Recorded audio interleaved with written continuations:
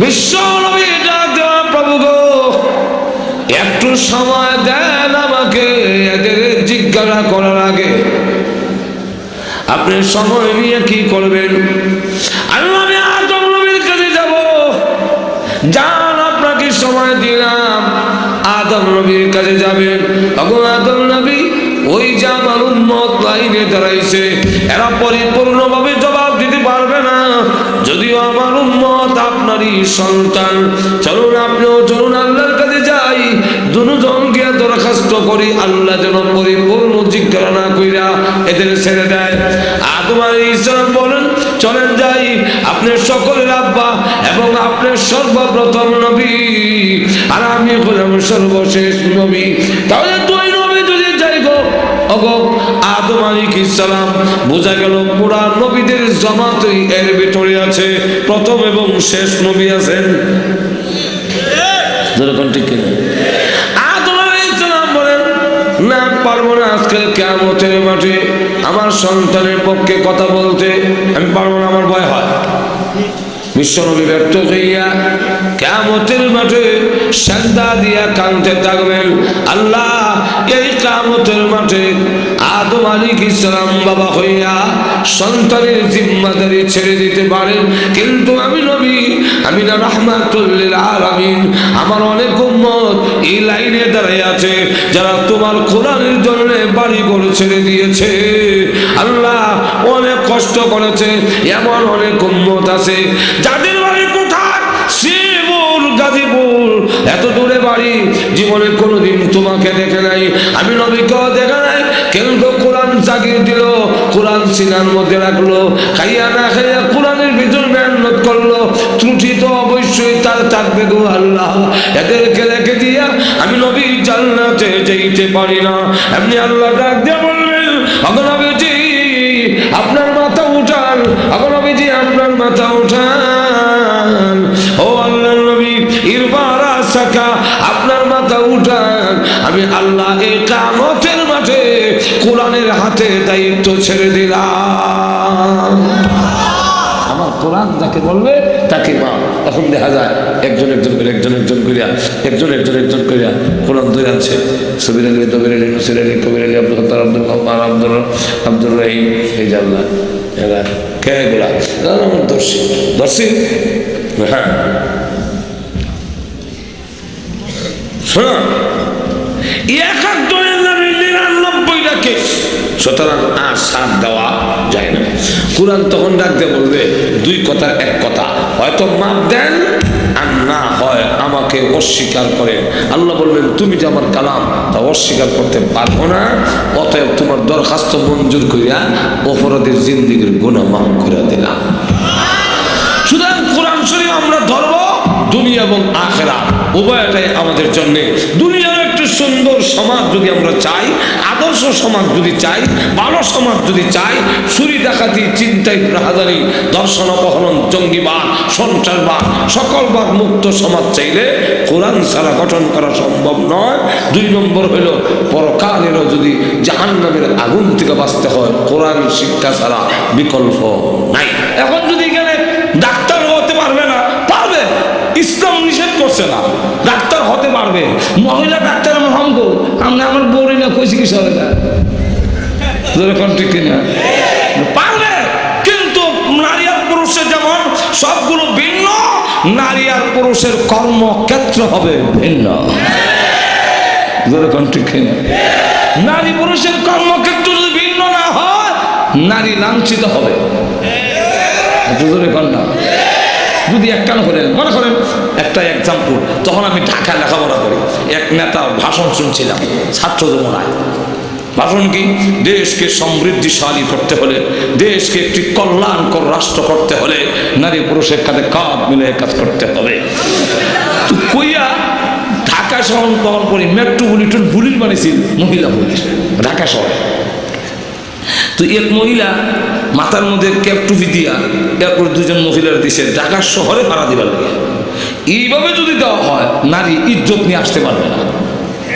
আর তো জোরে কন্যা, তার কর্মক্ষেত্র ভিন্ন হবে, যেরকম ঠিক না। ইসলাম নারীর সম্মান খুব দিয়েছেন, ইসলাম নারীর ইজ্জত এত উপরে দিয়েছেন, আমাদেরকে জানাই দিচ্ছেন ইন্নাল জান্নাতা তাহতা আকদামি উম্মাহাতিকুম, তোমাদের জান্নাত হলো মার পায়ের তলায়। আর তো কম নবী হোক, অলি হোক, গাউস হোক, কুতুব হোক, হাফেজ হোক, মৌলানা হোক, অ্যাডভোকেট হোক, যাই হোক, মাকে সম্মান করতে হবে। আর তো কম।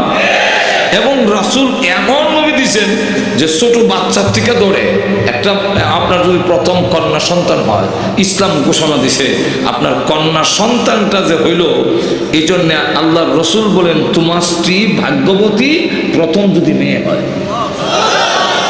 ছেলে হইলে ভাগ্যবতী বলে। আল্লাহ রসুল বলছেন তোমার ছেলে আছে মেয়ে আছে, চকলেট আনছো, ছেলের হাতে আগে দিও না, মেয়ের হাতে আগে দাও। আমাদের দেশের অনেক লোকের শুধু মেয়ে হয়েছে, 3 মেয়ে বা 4 মেয়ে, তখন ওনার ওয়াইফ রেগে ধমক দেয়, হ্যাঁ আর একটা বিয়ে করে ফেলবো, আমার তো ছেলের দরকার। এটা ইসলাম নিষেধ করছে, এর মূর্খতা। আপনার স্ত্রীর এখানে কি আছে? যদি স্ত্রী আবার বলে, যদি এমন সমান অধিকার হয়, তো স্ত্রী বলবে আমি একটা জামাই নিয়ে নেব। মাজুর এখন ঠিক কিনা? যুক্তিসঙ্গত কথা। মাজুর এখন ঠিক কিনা? এমন লক্ষ্য করে দেখেন, ইসলাম আমরা না জানার কারণে বোর উপরে শাসন গেল, হ্যাঁ আমার ছেলে হয় না কেন? আচ্ছা এখানে মা কি করার আছে? একটু ধরে কর। এরপরে আবার মহিলারা শেষ পর্যন্ত স্বামীর সাবু হইয়া আর কি করবে জানেও না, কোন পদ্ধতিও জানে নাই, তখন সেও যন্ত্রণায়, তখন একটা খাসি লিয়া জায়গা বাবার দরবারে, কোনো মাজার টাজার থাকলে সেখানে যায়, ওইখানে গিয়ে মা দিয়ে, আবার আমার নিজের দেখা মা দিয়ে কেন ফেটো লাগে, বাবা 3টা মেয়ে হয়েছে, এইবার যে কি আছে কইতারি না, একটা খাসি লিয়েছি, এটা রাখো, আর আমার তো এটা উল্টা হতে গেল, উল্টা হতে জোরে কোন ঠিক কিনা? এই ব্যাপারে আল্লাহ রসুল কি বলছেন শোনেন। কত বড় আপনাকে মেয়ের পক্ষে আল্লাহ রসুল মানে সাপোর্ট দিচ্ছেন, লক্ষ্য করেন। আল্লাহ রসুল বলেন ও মেয়ের বাবা, তোমার যদি স্কুলে শুধু মেয়ে থাকে, ছেলে না থাকে, তুমি ঘাবড়ায়ও না, তুমি আনন্দিত হও, তুমি খুশি হও। এর কারণ তুমিও মেয়ের বাপ, আমি বিশ্ব নবীও মেয়ের বাপ। তোমার হাসর হবে আমার সাথে। এর চাইতে বড় আর পুরস্কার কি দিতে পারেন? মাজরে কণ্ঠে খেলে আরো জোরে। আর যদি নারী পুরুষের সমান এক ক্ষেত্র করে ফেলেন, তাহলে ইজ্জত নিয়ে গড়ে যেতে পারবে না। নারী আর পুরুষ মিলে সমান হয় না, সেখানে নারীটা ঠকে যাবে। আর আমরা বলি সমান অধিকার, কিন্তু অধিকার দেই না, দেই ঘাটতি। প্রথম জমানায় যখন ওয়াজে নামলাম, আমি আরেক বক্তা একসাথে ওয়াজে যাই, তো ওনার আর আমি 2 বছরের ছোট রিক্সাতে যাচ্ছি, রিক্সাতে নেমে 1 কিলোমিটার যেতে হয় হাইটা। ওনার একটা ব্যাগ আছে, আমার ব্যাগ নাই। ওনার আবার অভ্যাস হইলো ওনার সাথে যে থাকে ব্যাগটা তার হাতে দেওয়া, আমাকে দিবে কেমন? আমি দাওয়াতে মেহমান না, তো আমার ওটা মানা না। আমার লুঙ্গিটা খুলে গেছে, একটু ব্যাগটার দরে, তো একজনের লুঙ্গি খুলে গেছে, ব্যাগে ধরবো না, আমি ধরলাম ব্যাগে। এখন লুঙ্গি করতে নাড়াছাড়া দিয়ে আরে ব্যাগটা নেয়।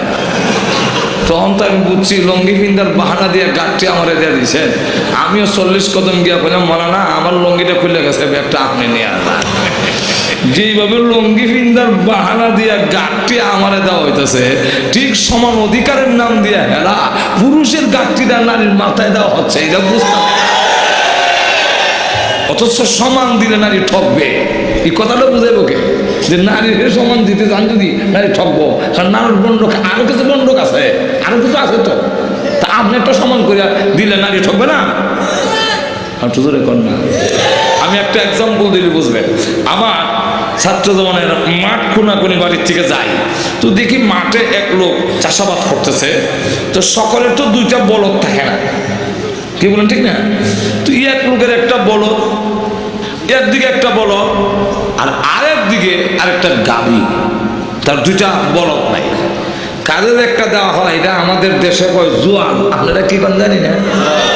জোয়ালের মাঝখানে যে একটা কাড়ি থাকে দেখছেন, এখন এই মাঝখানের কাড়িটার মধ্যে লাঙ্গল বাঁধে, কি বলেন ঠিক না? কিন্তু উনি বলদের দিকে একটু চাপাইয়া বাঁধছেন, মাঝখানে বাঁধবেন না। তা আমি দেখে বললাম, চাচা এই জুলুম করলেন কেন, মাঝখানে দিলেন না? আমার জবাব দেয়, জুলুম করছি না, ইনসাফ করছি। কি করছে? আমি বললাম এইভাবে সাফাই দিয়ে আবার ইনসাফ, বলে হয় ইনসাফ। চাচা এটা ইনসাফ কেমন হইল? তুমি ছাত্র মানুষ বুঝবা না, আরো বড় হও। আমিও বললাম চাচা বড় হইয়া আপনারা ফাইনা না হয় কি বিশ্বাস এখনই আমার বোঝাই দেন। তখন আমার কয় মাঝখানে দিলে গাড়িটা টকবো, সমান দিলে দেখেন কি বুঝে, আর আমরা বুঝি না। মাঝখানে দিলে একটু জোরে কোন কে ঠকবে? গাভীরা ঠকবে। কিভাবে? চাচা কিভাবে? দুই দিক থেকে ঠকবো। দুই দিক থেকে, একদিক না। কিভাবে বলেন? গাভীরা বাছুরও দেয় আবার দুধও দেয়, আর বলদটা এটা বাছুরও দেয় না, না দেয় নাকি আপনারা এইদিকে? এখন যদি সমান দেই তার বন্ডকে কি? জোয়ালের বার সমান বাছুর, জোয়ালের বার সমান দুধ, বলদ বার সমান বাছুরও নাই দুধও নাই। কথা তো বুঝতেছেন? তাহলে এখন অবস্থা কি হবে? বাছুর যখন দেয় গাই, তুই যখন বাছুর দেস দুধ দেস, তাহলে জোয়ালের বোঝাটা কম টানবি। এই বলদ তুই যখন বাছুর দিবি না দুধও দিবি না, জোয়ালের বোঝাটা একটু বেশি টান। এটা হলো আমি মালিকের ইনসাফ। আল্লাহ ডাক দিয়ে বলেন আমি নারী বানাইছি, নারীরা বাচ্চাও দিবে, বাচ্চার প্রসব বেদনার কষ্ট করবে, 2 বছর দুধ খাওয়াতে হবে। সমাজের বোঝাটা যদি সমান দেওয়া হয় নারীর প্রতি জুলুম হবে। এই কারণে আমি আল্লাহ নারীকে দিয়েছি তোমরা বাচ্চা জন্ম দিবে, গর্ভে ধারণ করবে, দুধ খাওয়াবে, বোঝাটা কম টানবে। এই পুরুষেরা তোমরা যখন বাচ্চাও দিবে না, বাচ্চাকে দুধ খাওয়াবে না, সমাজের বোঝাটা বেশি টানবা। এটা আমি আল্লাহর ইনসাফ। আল্লাহ আমরা অনেক সময় বলতে মনে করি যে নারীকে ইসলাম ঠকাইছে, আসলে ঠকাইছে। আচ্ছা বলেন ইসলাম ছাড়া কোন ধর্মে বাবার সম্পত্তিতে মেয়ের কোনো অংশ নাই, একমাত্র ইসলাম। আপনার ইসলামও তো গাড়া দাঁড়া ভাই, হিটি দেখেন না? ভারত দিয়ে মেয়ে লোকের কোনো অংশ নাই, ছিলেন না কেন? কেন হাজর এখন ঠিক কেন? আরো তো দেখো ইসলাম ছাড়া আর কোন ধর্মে নারীর অধিকার, নারীর বাবার সম্পত্তিতে কোনো অংশ নাই। ইসলাম ছাইরা না দিয়া পুরুষের চাইতে বেশি দিচ্ছেন। একটু জোরে কন, বলে বেশি কেমনে? ছাড়ে না দিলে 16 আনা সম্পত্তির মধ্যে ছেলে আমার ছেলে ভাইব 8 আনা, জীবিত থাকতে বন্টন করলে ছেলে মেয়ে সমান। আমি যদি জিন্দা থাকতে আমার ছেলে মেয়েদেরকে বন্টন করি, ইসলামের বিধান হলো সমান সমান দিতে হবে। কথাটা বুঝছেন? আর যদি আমি মারা যাই, মারা যাওয়ার পরে আমার পরিত্যক্ত সম্পত্তির থেকে 16 আনার থেকে 8 আনা হইলো ছেলে, 4 আনা হইলো মেয়ে, আর 4 আনা হইলো আরো আমার বউটু যারা আছে আর অন্যরা শরীররা বন্টন। তাহলে ছেলে হইলো 8 আনা, মেয়ে হইলো 4 আনা। এই বন্ডকটা বড়। কেমনে বড় হলো? কেমনে কিভাবে বড় বুঝাবো না? অসুবিধা হইতেছে আপনাদের? আরো জোরে কম। বড় কিভাবে? আপনার এক ছেলের বয়স 20 আর এক ছেলের বয়স হলো 7, দুজন নানার বাড়িতে যাবে। আপনি বড় ছেলেকে 100 টাকা দিয়ে বললেন এই টাকা দিলাম ওই আরে চালাই নিস, সব জায়গায় দেখা নিবি, খরচ দিয়ে নিবি, আইসক্রিম খাইলে খাইস, বেবি ভাড়া, টেম্পু ভাড়া, রিক্সা ভাড়া সব দিবি, বরিশাল্লা আমরা ছেলে খাবি। যেরকম ঠিক কিনা? এখন ছোট ছেলে তো কিছু দিতে হয় না, দেওয়ার লাগে, আর যেরকম দিতে হয়। বড় ছেলে যেহেতু তাকে সব জায়গায় চালাইয়ে নিবে, দেখা নিবে, সুতরাং হ্যাঁ তো আর এর উপরে নির্ভরশীল, দেওয়া হাঁটু ধরে কোনো দেওয়া প্রয়োজন নাই। কিন্তু এরপরও আপনার ছেলেটা ছোট, এ কানবে, এর অধিকার বেশি, হ্যাঁ অনেক নাই। তখন আপনি করেন কি, 50 টাকা একটা নোট এর পকেটে দিয়ে করেন, এটা তোর পকেটে রাখ। বড়রা কয়ে দিচ্ছেন এর 50ও ধরবি না, এটা পকেটে থাকবে। এটা বন্ড অর্ধেক, কিন্তু 50 100। কিন্তু তখন অবস্থাটা কোনটা বড় দেখেন? বড় ছেলেটার সব ভাড়া দিয়ে, রিক্সা ভাড়া, টেম্পু ভাড়া, বাস ভাড়া, সব ভাড়া, আইসক্রিম খাইয়া নানার বাড়ি যেতে যেতে এমটি পকেট, 1 টাকাও পকেটে নাই। আর ওর 50 থেকে 49 হয়েছে না। এবার বলেন বন্ড কোনটা বড়? হাত ধরে কোনটা বড়? 50টা? 50 বড় না? আরো ধরে 50 বড় না? 50 বড়। ঠিক তেমনি আল্লাহ বলছেন নারীরা যেহেতু দুর্বল, এই পুরুষরা সব জায়গায় খরচ দিয়া তোমরা চালাই নেবে, চালাই নেবে। সালাই নিতে গিয়া মেয়ে আর ছেলে, আমার ছেলের বয়স যদি 15 হয় এর আগ পর্যন্ত সালানি আমার উপরে ওয়াজিব। 15 হয়ে গেলে বাবার উপরে ওয়াজিব থাকে না, আমার বিয়া করানি আমার ছেলে আমার উপরে ওয়াজিব নয়। এই ছেলে রুজি করে বিয়া করবে, হাসরের দিন যদি আমার বিরুদ্ধে কেস দেয়, আল্লাহ আমার বাবা বিয়া করে না লাখ লাখ টাকা খরচ করে, আমাকে আল্লাহ পাক্কাও করবেন না, এটা দায়িত্ব না তোর, তুই রুজি করলে না কেন? আচ্ছা, কিন্তু মেয়ের বেলায় ইসলামের ঘোষণা হলো যে এই মেয়ের 15 বুঝি না 20 বুঝি না, যতক্ষণ পর্যন্ত আর এক ছেলের হাতে তুমি না সমঝাবে এর আগ পর্যন্ত তার ভরণ পোষণ শিক্ষা চিকিৎসা বাবার উপরে ওয়াজিব। তোর নারীর মেয়ে থাকা অবস্থায় কোনো খরচ নাই। 2 নম্বর অবস্থান কি? বিয়ে হওয়ার পরে এখন বউ হওয়ার পরে মহিলা মেয়েটা নারীর স্নো পাউডার আলতা আলখাত্রা যা লাগে সব স্বামী দেওয়ান ওয়াজিব। একটু ধরে কম, বউ দেওয়ান ওয়াজিব। এই জায়গায় স্বামী সম্পূর্ণ খরচ বহন করতে হয় গেল 2। 3 নম্বর অবস্থানটা হইল দুইজনের মিলে সন্তান হইল, এই সন্তানের খরচ যাবতীয় আমার উপরে ওয়াজিব, আমার বউর উপরে ওয়াজিব না। ইসলাম যাবতীয় খরচের বার পুরুষের কাঁধে দিয়া নারীকে চাইনা দিয়েছেন, এই বন্ড খরচ নাই।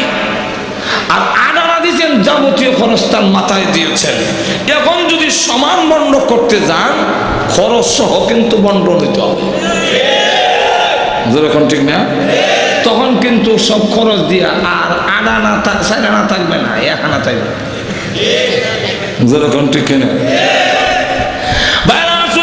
আমি বলতেছিলাম আল্লাহর কোরআন যদি না থাকে, আল্লাহর বিধান যদি না থাকে, বিয়ে শাদী থাকবে না, মনে আছে তো? আচ্ছা, আপনাদের কাছে জিজ্ঞাসা করতে একটা জিনিস, আমাদের এই দেশের কুকুর বিড়াল পেশাব পায়খানা করে পানি খরচ করে তো? এখন করে হ্যাঁ। ইউরোপে দেখলাম বেঈমান কাফেররা যাদের ঈমান নাই ওরাও পেশাব পায়খানা করে পানি খরচ করে না। এখন আপনারা বলতে পারেন হুজুর আপনি বুঝলেন কেমনে, জানলেন কেমনে? আমি ওই জায়গায় জায়গায় সার্ভিস সেন্টার আছে যেখানে গাড়ি থামাইয়া পেশাব পায়খানা করে, ওই সেখানে ঢুকলাম, ঢুকে গিয়ে দেখছি একটা টয়লেটের ভিতরেও না পানি আছে না বদনা আছে, এই ব্যবস্থাই নেই। তো বোঝা গেল ওরা পায়খানা করে বসে না। নজর এখন ঠিক কিনা? কোরআন শ্রেষ্ঠ নিয়ামত কেন? 1 নম্বর হলো অমানুষ তোমার মর্যাদা ফেরেশতার চেয়ে বেশি, এটা কোরআনের কারণে। শুধু তাই না, তোমার ইজ্জত সম্মান যদি ধরে রাখতে হয় আমার কোরআন ছাড়া সম্ভব হবে না। 3 নম্বর হলো আল্লাহর কোরআন শ্রেষ্ঠ নিয়ামত, যেটা ইহকালেও পরকালেও কাজে লাগে। ভাইরা আমার, লক্ষ্য করে দেখেন, কোরআনের সাথে যারই সম্পর্ক হয় তার দাম বেড়ে যায়, যেই কারের সাথে কোরআনের সম্পর্ক ওই কারের দাম বেড়ে যায়। আরো যারা কন মারে কিনা?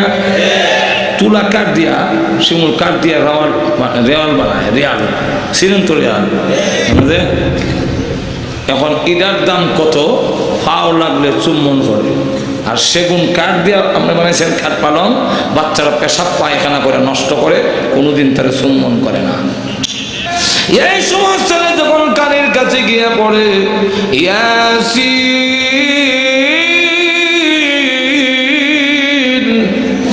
যেই মাত্র সূরা ইয়াসিন তেলাওয়াত করে এমনি আল্লাহ ডাক দিয়ে বলেন, ও ফেরেশতারা আর কষ্ট দিও না, চাপ দিও না, সূরা ইয়াসিনের তেলাওয়াতের বরকতে আমি আল্লাহ এই মুহূর্তে তার মরণের কষ্ট মাফ করে দিয়েছি। ওই দিন আপনাদের বোঝ হবে আমার ওয়াজ। কোরআন জীবনের নিয়ামত শুধু এইখানেই না, পৃথিবী থেকে যেদিন বিদায় হয়ে যাব, কবরের জগতে যেদিন আপনি আমাকে রাখা হবে, আল্লাহর নবী বলেছেন ইয়াতিকি মালাকান ফায়ুজলিসানিহি, আপনাকে কবরে রাখার পরে 2 জন ফেরেশতা এসে আপনাকে বসাবে। আপনি চোখ খুলে তাকায়া দেখবেন সূর্য লাল হয়ে গিয়েছে, যারা দাফন করতে আসছিল তাদের জুতার শব্দ কবর থেকে শোনা যায়। এই শব্দ শুনে ডাক দিয়ে বলবেন তোমরা কারা গো? এই কবরে আমি কেমনে ঘুমাবো? এখন আমার অবস্থা কি হবে? এর সন্তানেরা এত নিষ্ঠুর হয়ে গেলে, আমি ভালো জিনিস খাই নাই, ভালো কাপড় পরি নাই, টাকা খরচ হয়ে যাবে, আর আজকে আমাকে রেখে দিয়ে তোমরা চলে যাও। এমন সময় টাকা দেখে একটা পাখি তার মুখের মধ্যে গিয়ে বলেছি, দুইটা পাকা প্রহস্ত করে দেখে বলে, ভয় করো না, দুনিয়ার সকলে তোমাকে ছেড়ে দিল, আমি তোমাকে ছেড়ে দিব না। তখন মুর্দা ডেক দেয়া বলবে, আপনি কে গো? একটা পাখি হইয়া আমার কবরে আসছেন, আপনি কি পারবেন দুইটা পার বিরাতে? এমনি ডাক দেয়া বলে, হে কবরবাসী, তুমি আমাকে ভুল করেছ, আমি দুনিয়ার পাখি নই, আমি আল্লাহর কালাম পাখির চলে তোমার কবরের ভিতরে ঢুকেছি। সকলে তোমাকে ছেড়ে দিতে পারে, ভয় করো না, আমি আল্লাহর কাছে দরখাস্ত করব, যতক্ষণ পর্যন্ত জান্নাতের বাগান না হবে আমি তোমাকে ছেড়ে বিদায় হব না। তখন ওই দিন বুঝবেন কোরআন যে শ্রেষ্ঠ নিয়ামত। জিবরাইল বলে, আল্লাহ, লোকে মাহফুজ থেকে এই কোরআন নিয়ে আমি আমার কাছে রাখি নাই, আমি বিশ্ব নবীর সিনা মুবারকের মধ্যে রেখে দিয়েছি। বিশ্ব নবীকে ডাকা হবে, গো বন্ধু, ও গো বিশ্ব নবী, জবাব দেন এই কিয়ামতের মাঠে আমি আপনার কাছে যে কোরআন নাজিল হয়েছিল, কতটুকু আমানতদারি করেছেন, আমার কোরআন আমাকে সমঝাইয়া দিন। বিশ্ব নবী এই সময় ডাকতে বলবে, প্রভু, আমি তো আগে চলে এসেছি, আমার উম্মতের কাছে ১৬ লক্ষ সাহাবীদের সামনে ভাষণ দিয়ে এই কোরআন শরীফ আমি আমার উম্মতের কাছে রেখে এসেছি। উম্মতের কাছে ছেড়ে দিয়েছে, তাই নাকি? হ্যাঁ, উম্মতে মুহাম্মদকে লাইনে দাঁড় করানো, লাইনে দাঁড়াও, তো সব লাইনে দাঁড়িয়েছে। এখন আল্লাহ রসুল দেখেন যে উম্মতে মুহাম্মদী একজন জবাব দিয়ে পুঙ্খানুপুঙ্খানুভাবে জবাব দিয়ে যেতে পারবে না, তাই আল্লাহ নবী এখন ডাক দিয়া কয়, প্রভু হে, একটু সময় দিবেন। কিসের জন্যে? বলে, আদম আলাইহিস সালামের কাছে যাব। তো আদম আলাইহিস সালামের কাছে যাবেন, যাওয়ার পরে বলবেন, এই যে লাইনে দাঁড়ানো আছে ওরা তো আপনার সন্তান আর আমার উম্মত, তো আপনিও চলুন, আমিও যাই। আপনি বলবেন, আল্লাহ, এদের পরিপূর্ণভাবে জিজ্ঞাসা না করে মাপ দিয়া দাও। আল্লাহ যদি আপনার দরখাস্তটা রাখেন আর আমার দরখাস্ত ফেরত দিয়া দেন, তো মাপ যদি পায় আমার উম্মতই পাবে। যেরকম, ঠিক না? আর যদি আল্লাহ বলেন, না, আপনার সন্তানকে মাপ দেওয়া যাবে না, আমাকে যদি বলে, বিশ্বনবী, আপনার উম্মতের দরখাস্ত মঞ্জুর করা হইলো, তাহলে আমার উম্মতি মাপ পাবে। যে কোনো একজনের দরখাস্ত মঞ্জুর হইলেই হইল। 2 নম্বর হইল, আপনি প্রথম নবী, আমি শেষ নবী, দুইজন মিলে যখন আল্লাহর কাছে দরখাস্ত করব, তখন আল্লাহ এর ভিতরে গোটা নবী, সকল নবী আছে বোঝা যায়, প্রথম নবী শেষ নবী আছেন। আদম আলাইহিস সালাম বলবেন, হে বিশ্ব নবী, আজকের কিয়ামতের মাঠে আপনার উম্মতের পক্ষে আমি কোনো কথা বলতে পারবো না, আমার সন্তানের পক্ষে আমি কোনো কথা বলবো না। বিশ্বনবী তখন ব্যর্থ হইয়া আল্লাহর দরবারে কান্দা শুরু করবে, প্রভু, এই যে লাইনে দাঁড়ানো এমন লোক আছে যারা তোমার কোরআনের জন্য বাড়িঘর ছেড়ে দিয়েছে, আল্লাহ, সন্তান ইয়েতিম হয়েছে, স্ত্রী বিধবা হয়েছে, এমন অনেক লোক আছে। এমন লোক আছে, আল্লাহ, কোথায় মাওনা শিব? আল্লাহ, ওই এলাকার লোকেরা জিন্দেগিতে কোনোদিন তোমাকে দেখে নাই, আমাকেও দেখে নাই গো আল্লাহ। এরপরও তারা যে কোরআন শরীফ ধরে রেখেছিল, পরিপূর্ণভাবে ধরতে না পারলেও কিছু তো হলো কোরআন ধরেছে। এদেরকে যদি জিজ্ঞাসা করো, এরা জবাব দিতে পারবে না, একটু আসান করে দাও। আল্লাহ তখন ডাক দিয়ে বলবেন, ওগো বিশ্ব নবী, আর কান্দেন না, আমি আল্লাহ কোরআনের কাছে দায়িত্ব ছেড়ে দিয়েছি।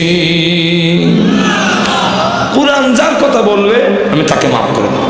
এখন কোরআন ধরে ধরে আনবে, এই যে সবে আব্দুল সত্তার, আব্দুল গাফার, আব্দুল করিম, আব্দুল রহিম, আল্লাহ, এই যে নাম। আল্লাহ বলবেন, এক একজনের নামে 99টা করে কেস আছে, 99টা, যাও কোরআন কোরআন শরীফ তখন যারা করবে আল্লাহর সাথে এইভাবে, দুই কথার এক কথা, হয়তো তুমি তাকে মাফ করো, আর নাইলে বলো আমি তোমার কোরআন না,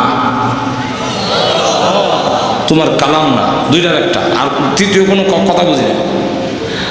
আল্লাহ বলবেন তুমি আমার কালাম, আমার কথা, আমার কথাকে আমি অস্বীকার করতে পারি, অস্বীকার করতে না পারলে তার হাত ধরছি, তোমার জাতের কসম করে বলি জান্নাতে না পৌঁছে ছাড়বো না।